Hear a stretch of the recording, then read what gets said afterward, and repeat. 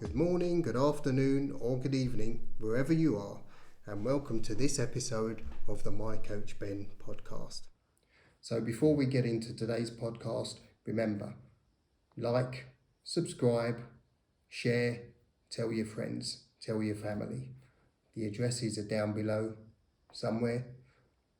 Facebook, Instagram, and Twitter. I've made a bit more of an effort attire-wise this time, following some of the feedback I've received. So yes, I think I'll make an effort to smarten myself up a bit in future. Actually, for those that don't know me, this is my regular attire anyway, so it's all good. The topic this week is going to be something that's been discussed for about as long as life and work itself, and therein lies the clue. This week, the podcast is going to focus on the work-life balance. So first, what exactly is work-life balance? I think everybody knows, they've heard this expression so many times, yeah. In essence, it's the balance between work and life. But is it? It seems a bit one-sided. Work and life, is that all there is? Yeah, well, I think this is what we're going to discuss today. I think it's fair to say that there's more to life than just work. And so therefore, I forget the work bit. And let's just call it life balance, because after all, this is what we all want. It's a balance in life, yeah, of whatever elements there are. And to be honest, I think work-life balance is something that was probably coined by some very well-paid consultant somewhere. So let's forget the work bit and just focus on the life balance. So how does one achieve life balance? Well, it's not easy, we all know that. From a coaching perspective, we have to look at the different elements of life. There's generally around seven elements which you focus on, or which we have in life. And those elements, in no particular order, are your family and social relationships, personal finances, so what you do with your money in essence, health, recreation and leisure, these things are kind of bundled into one, career and education, this is where work would sit, mental health and spiritual health, these two kind of bundled together, charitable responsibilities and giving back, and then of course, the routine stuff, the not very rock and roll stuff, the hoovering, the doing the dishes, the filling and emptying of the dishwasher, this kind of thing, the stuff that movies aren't made of. So what the coach would normally do in this situation is to get the client to go through each of those elements and mark them from 1 to 5 or 1 to 10, whichever.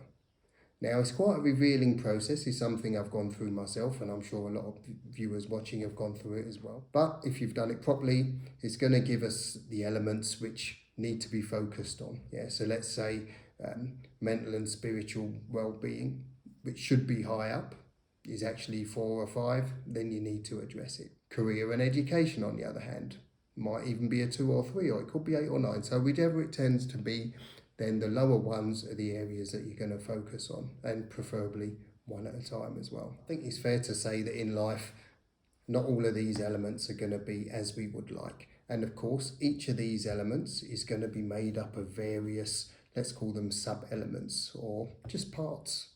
And these parts all contribute to a bigger picture within the greater realm of all of those 7 items. If we focus on the work element, then I think your actual work or your employer actually plays a big part in how this all sort of shakes out and how much of one of these parts they play in the bigger picture of the work element. So for instance, my day job, I actually have quite an understanding employer, let's say. We all work from home as far as I'm aware. I don't have any particular constraints insofar as when I go into the office and when I stay at home, which is quite handy. I know a lot of other people aren't so fortunate. So in that sense, I'm able to plan quite well around school times, meal times, etc. So it works pretty well. Do you find yourself staying late in the office at night because you haven't finished stuff? Is it basically because your organisation could be a bit better, or is it simply because you've just taken on too much? Sometimes no is better than yes. And if we look at one of the other elements, let's take health for example. Now, I think most of us, maybe we don't look after our health as much as we should, and this is of course something which is arguably even more important than work.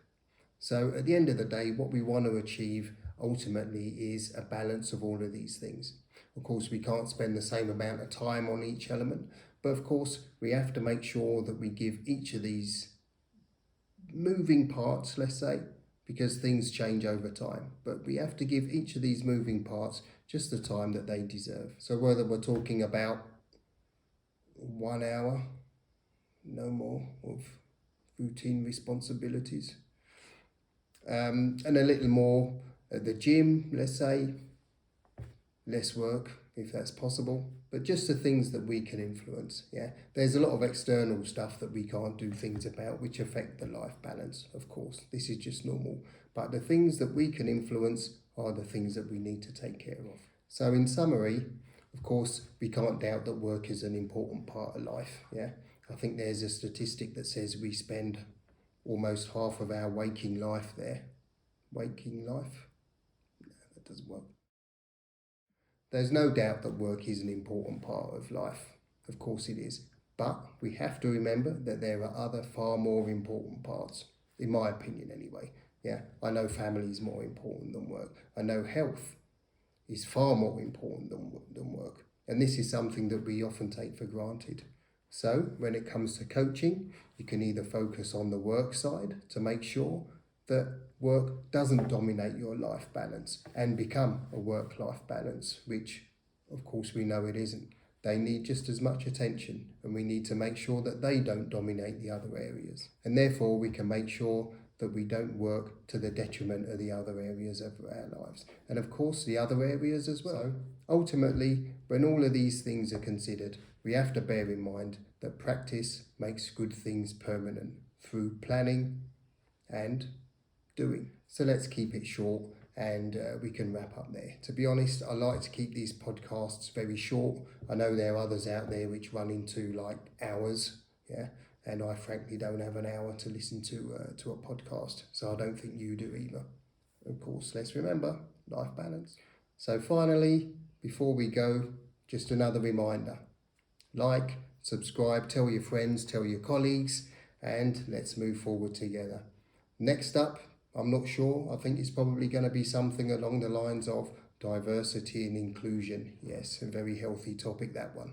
So I'm looking forward to it. Speak to you soon, and until next time, peace. Your Coach Buzz.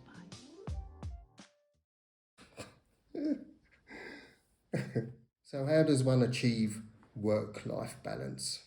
Oops. So how do we achieve life balance? Oof, nearly said work then. And do you find yourself staying work late? Do you find yourself? And if we look at one of the put my teeth in.